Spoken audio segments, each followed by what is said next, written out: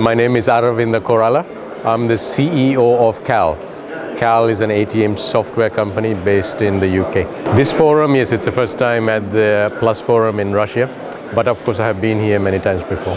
Well, it is very impressive. It's very large and there are lots of exhibitors here, and I think the conference is run very well. So congratulations. Well, partly because I was invited, so I'm very happy that you invited me to speak, but also because we now have a new product called the RTM, and maybe you have seen it here. Perhaps there are some pictures here. So the RTM is a new kind of ATM that gives you cash even though there is no cash inside the ATM, and we call it an RTM. So cash recycling is very interesting because, you know, the cost of cash is a big issue for banks, and there are many different kinds of technologies for reducing the cost of cash.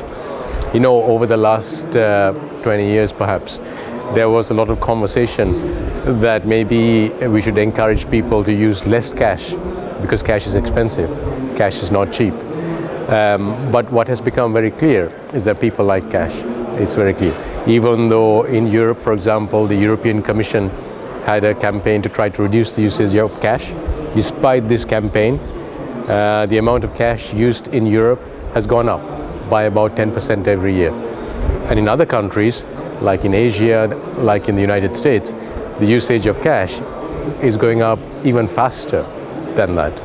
So what that means is that removing cash and making everything electronic is not going to happen in the short term, perhaps not even in the medium term, and maybe never.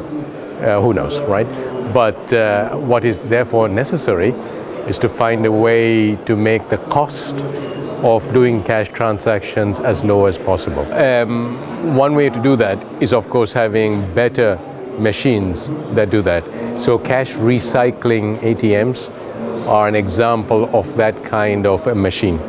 Another such machine is our RTM, because even though it is not the automation of cash counting, it reduces the cost of cash by allowing cash to recirculate within rural areas, within villages, but also in places like hotels and restaurants. It allows cash to recirculate. So it's a way of reducing the cost of cash.